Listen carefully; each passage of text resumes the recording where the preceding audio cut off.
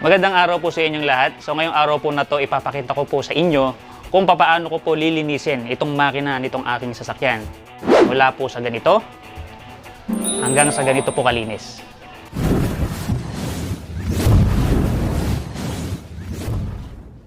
Siyempre, i-ready po muna natin yung mga kailangan natin na gagamitin po natin para linisin po itong makina. So lahat po ng mga gagamitin po natin ay ito. So ito po yung mga kakailanganin po natin. Ito po ay degreaser. So ito po sinalin ko lang po dito sa lalagyanan po ng wax ko. Then kailangan po natin syempre ng mga basahan. So yan, basahan. Then toothbrush. So meron akong dalawang brush dito. Isang brush po na ganito at saka isang toothbrush para po doon sa mga mahihirap pong abutin ng mga dumi. So yan, lagay po natin dyan. Then kailangan din po natin ng tools. So syempre para pang-alis po ng battery natin. So, syempre, bago po natin linisin po itong makina natin, ito pong engine bay natin, so, syempre, kakailanganin po natin tanggalin yung battery muna. Susunod po natin, kakailanganin po natin ng mga plastic bags. So, para takpan natin yung mga kailangang takpan na hindi kailangang mabasa. So, syempre, kailangan po natin na mabilis at safe na paraan ng paglilinis ng ating engine bay.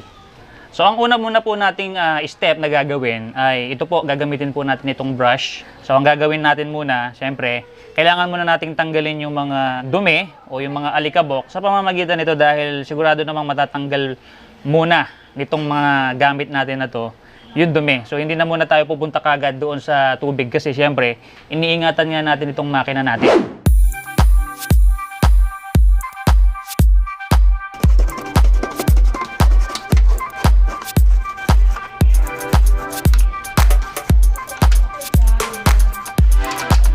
So, I advise guys, magkaroon kayo ng ng mask dahil maalikabok nga ito. So, dahil nga po maalikabok yung ating ginagawa ngayon, so kailangan muna po natin maglagay po nito ng mask para protection din po natin, So, nakalimutan ko pong sabihin sa inyo nung una. So, ayan. Tatry po muna nating tanggalin yung mga alikabok sa pamamagitan po nitong mga brush. So, ito po, malaki nga po yung engine bay natin. So, ang gagawin muna natin, so syempre kailangan meron tayong section by section para hindi tayo ma-overwhelm kung ano yung mga lilinisan natin. So, palagay ko unahin ko po muna yung part po na to pag ganon. Okay? So, gagamitan ko po nitong brush na to. Sumilan po natin. So, dito, try po muna natin brushin para yung mga sulok-sulok ay matanggal natin. So, yan. Itong part po na to. Yan.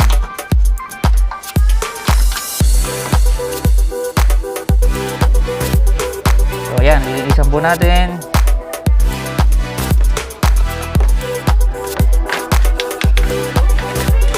So, itong part din po na to, linisin nyo rin po.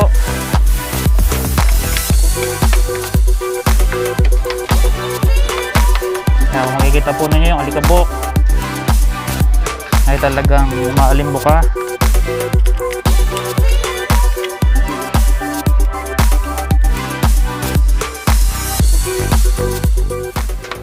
So guys, ito po, tingnan nyo po, napakadumi po nito, So babrushin ko. Ayan, kita nyo, napakadumi. Ayan, So kaya naman siyang linisan na sa pamamagitan nitong brush. Kung tutusin, pwede na nating hindi basain pero mamaya babasain ko rin siya para at least lahat talaga mawala yung mga dumi.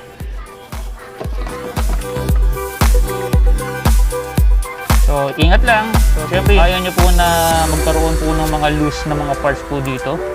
So, dahan-dahan lang sa pagbabrush para hindi po tayo magkaroon ng problema mamaya.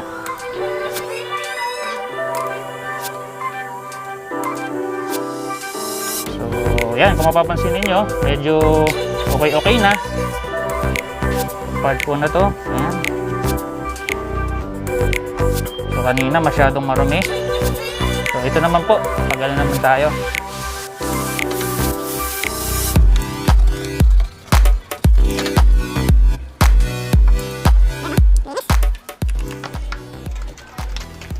Ito po yung engine cover.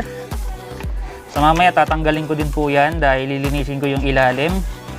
So, ito pong engine cover, ito po yung nagpo-protect ng ating makina para sa dumi, syempre. Yung ilalim po niyan, yan yung makina. Nandiyan po yung spark plug.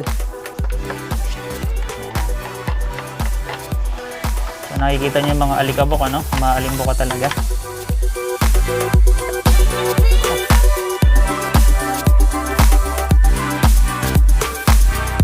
So, ito, magandang gamitin ito para dun nga sa mga hindi or mahirap abutin ng mga parts.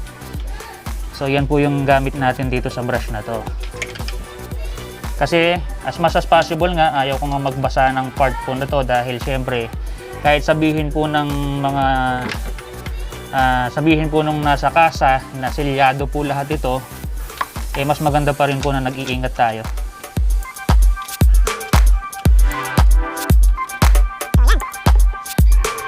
Medyo okay na, pero mamaya sasabunin din natin talaga yan.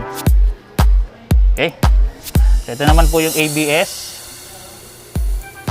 Ayan. So, dito lang, medyo lilinis na yung makina mo eh. Yung part ng engine bay mo eh. So, kailangan lang medyo, ano lang talaga. Tawag dito, pasensya lang habang naglilinis. Yan o. So, parang, ano na, kahit na halos hindi mo na hugasan, malinis na. So, ayan, medyo nalinisan ko na yung ibang part. So, pangalawa natin gagawin, tatakpan na natin yung mga part po na dapat nating takpan dahil itatry ko po na hugasan na po, no, yung mga part po na yan.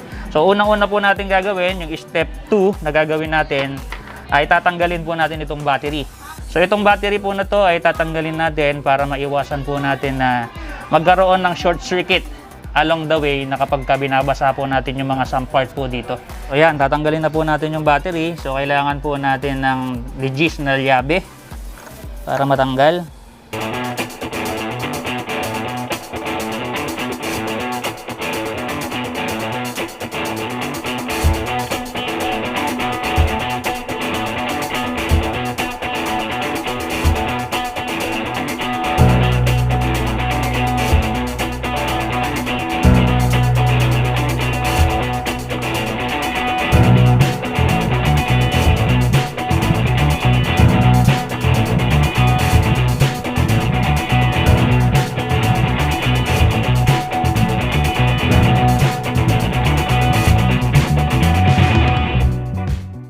Ayan na po. Lagay po natin dito. So, tabi natin yan. Then, iangat na po natin yung battery. Ayan. So, ito, tabi po muna natin. So, once na naitabi na po natin yung battery, so, yung mga parts po na nandito, tabi po muna natin dito.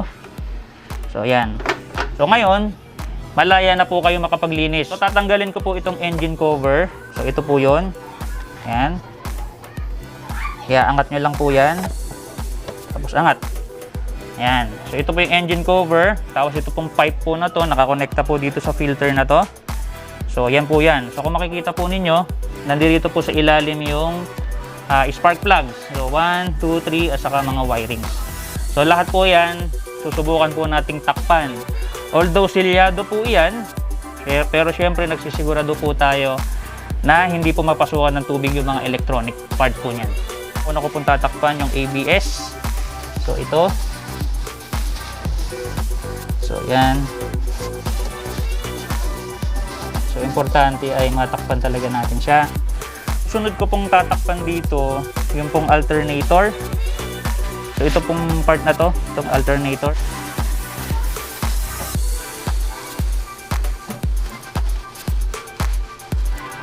So, ibubuhol ko para talagang safe na safe. So, yan. Cover na siya. Tapos, bago po natin syempre basain uli, itong part po na to, tatakpan ko muna. Pero bago ko takpan, babrushin na po natin siya para pagkatapos nating mabasa or mahugasan yung ibang part, ay hindi na po tayo magkakalat ng dumi.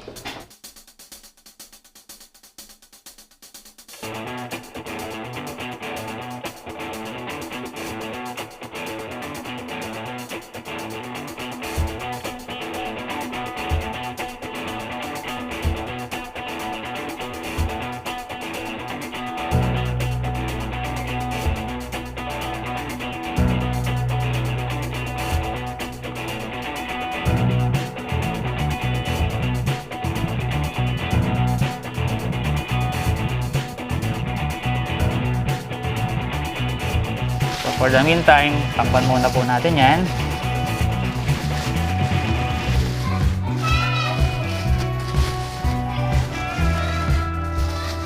Para safe na safe tayo. Hindi tayo masyadong magkaroon ng problema. Then, itong electrical part po dito, yung ECU. Ayan, ito po yung ECU.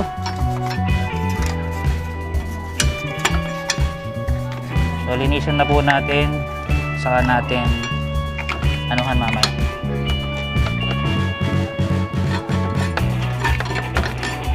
So, mamaya, pupunasan ko na lang po siya. Okay. Ito po siya ng plastic.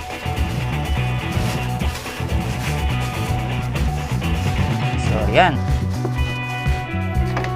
Tapos, isa pa pong i-check nyo or i-check ko. Ito nga po, kailangan silyado po. Nakasara po mabuti. Then, ito po, syempre, mga nakasara din. Tapos, isa pa pong i-check ko, yung pong ating dipstick. So, kailangan i-push po natin ng mabuti yan dahil ito pong part po na ito yan, pag hinila po ninyo, ayan o. So, baka pumasok po yung tubig. So, kailangan po i-push po natin ng ganun. Or, pwede nating takpan. Ayan. Susunod po nating step na gagawin, pipisikan po natin ng tubig para mawala na po yung mga excess na alikabok.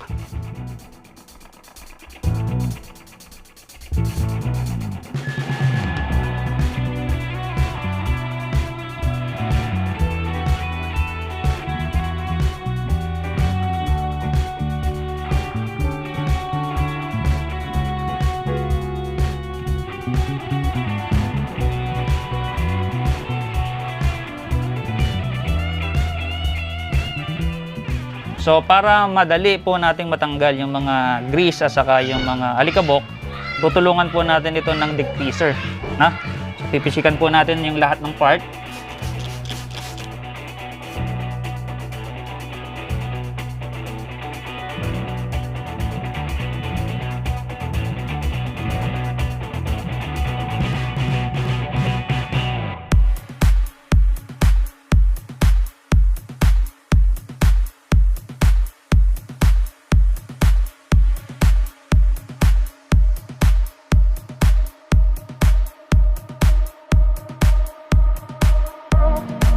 Siyempre, tutulungan natin ng brush. So, para medyo mabilis-bilis, paulitin natin ng brush to. So, yung degreaser, malaking tulong pagka yung halimbawa talagang hindi natin abot. Hindi abot ng brush, madali na siyang matanggal o kaya magti-trip off kahit hindi mo na siya brushin. So, yun yung tulong ng degreaser.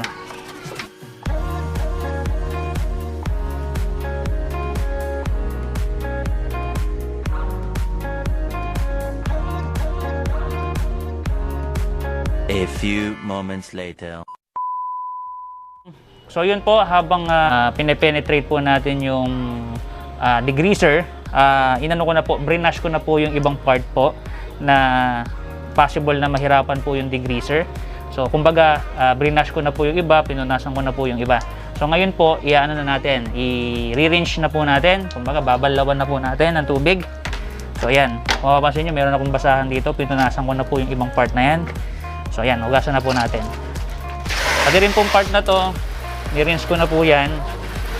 So, hugasan na lang po natin. Nilagyan ko na rin po kanina ng degreaser yan. Babanlawan na natin.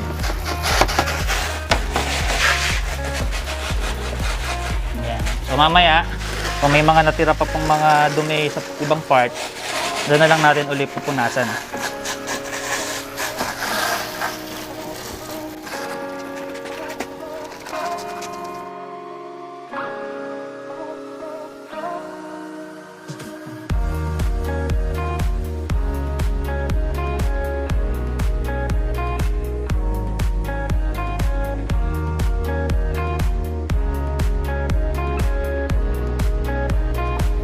So kapag nabanlawan na po natin, punasan po natin yung mga excess na water para pagka tinanggal po natin yung ating cover, ito mga plastic na to ay maiwasan na ma-spill doon sa mga part na tinakpan natin.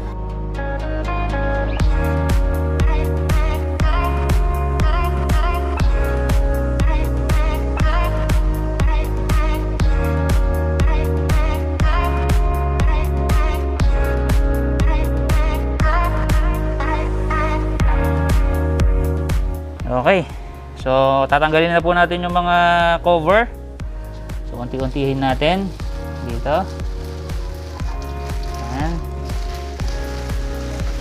Okay, so kung mapapansin po ninyo yung ating pinishikan po natin ng konting degreaser kanina. Then itong part na to, tanggalin na natin. Ayan. Tapos ito. Tapos dito po sa ating radiator. So ngayon, ito pong ating ibabaw ng makina, pupunasan na lang po natin siya. Ayan. So kumbaga hindi po natin siya pinisigan ng tubig kasi nga iniiwasan natin na pasukan ng sobrang tubig na po pwedeng mag-ano sa kanya, mag-tinning. Kumbaga manuot doon sa kanyang mga electrical joints. So pupunasan na lang po natin siya.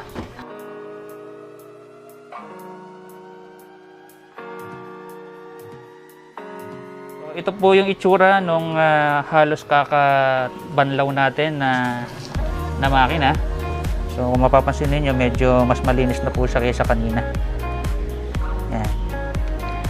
So punasan na lang po natin yung ibang mga part na na nabasa.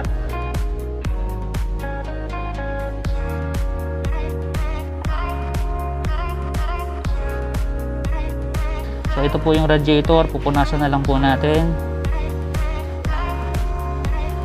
Ayan. So katulad niyan, mayroon pa pong mga dumi-dumi dito. So babrushin na lang po natin yan. Pisigil lang natin ng konting degreaser. Tapos brush. Sabay punas. So katulad kanina sinabi ko, hindi na po natin masyadong babasain nga para iwas problema balang araw. Tapos punasan na lang natin siya. So malinis na yan. Tapos itong part na to, yung joints na yan, hindi natin masyadong nalinisan to. So brushin lang natin.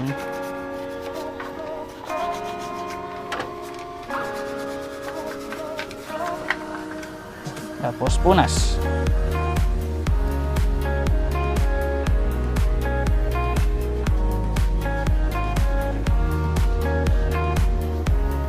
Tapos yung mga ibang part na na mga medyo madumi-dumi, punasan na lang po.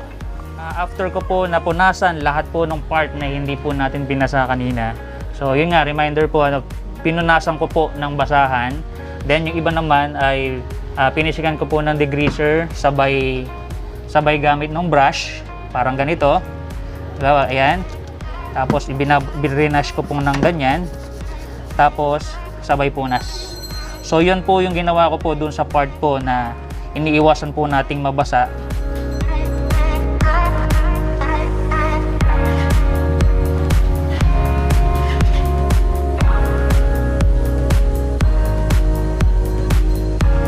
So bago po natin ibalik yung battery at saka yung ibang part po katulad po ng cover po dito, ang gagawin po natin, sisiguraduhin po natin na yung tubig ay talagang totally tuyo. So gagamitan po natin ito ng vacuum cleaner o yun pong parang blower po dun sa vacuum. So ito po yung blower. Blower lang po natin yung mga part po na nandiyan. I-ensure lang po natin na talagang tuyo po yung bawat part.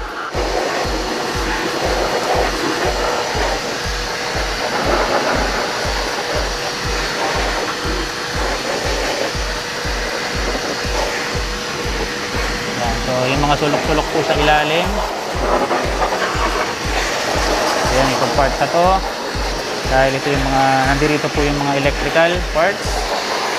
Ayan, may mga tumitilansik po mga tubig.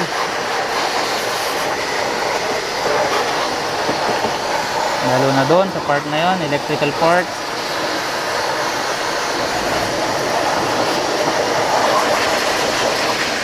So along the way, gamitan natin ang basahan para maalis yung tubig.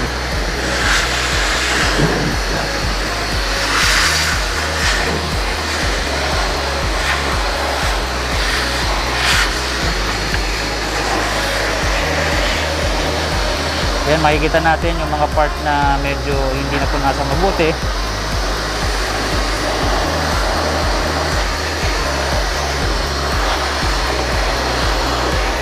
Tapos yung alternator. So kung hindi mo, mayroong part ng mga hindi pa kayo masyadong nalinisan, katulad po nito, pwede nyo naman pong balikan yan. So pong ECU sa computer box, sure natin na tuyo talaga siya.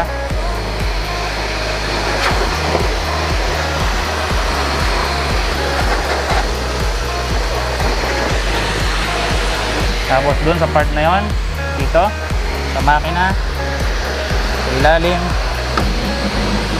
so kailangan ay maalis natin yung mga excess na water.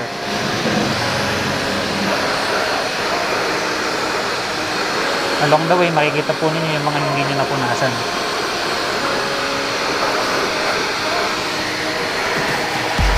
Sure nyo lang natuyo lahat.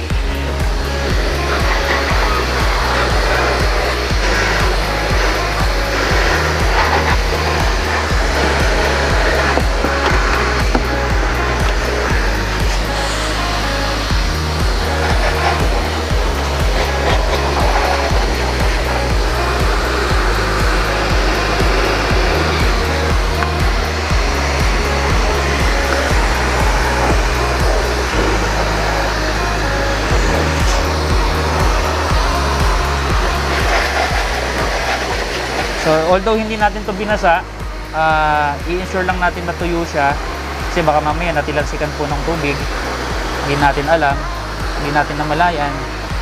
So, patuyuin lang natin siya.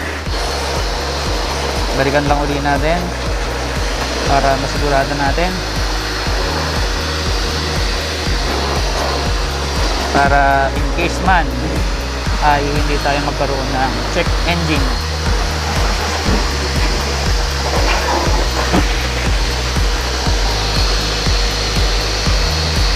So ngayon po ay tapos na nating patuyuin yung ibang part ng engine bay. So ngayon ay ilalagay na po natin yung cover at saka po yung battery.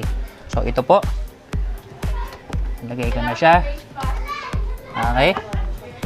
So yan. Then ito pong battery natin. So i-ready po natin itong mga tools natin. Ayan. Yan. So ipwesto lang natin ng maayos. Okay, so ito pong battery natin, nalinisan na po natin yan. So ito po muna yung pahigpitan natin. Ayan. So, paalala lang po, kailangan lagi pong malinis yung terminal po ng inyong battery para maiwasan po natin yung low power. Saka minsan nga po ayaw mag-start ng makina. So yun po yun, kailangan malinis po lagi ito. Yung mga corrosion, lilinisin po natin. Ito na po yan, pwede na po natin ilagay itong negative part. Yan. Lagay po natin itong part na to. So punasan natin to. Dahil ito po yung cover naman para doon sa mga takip nitong portion na to, tinatakpan po niya para protection sa baha, sa mga basa. Yan.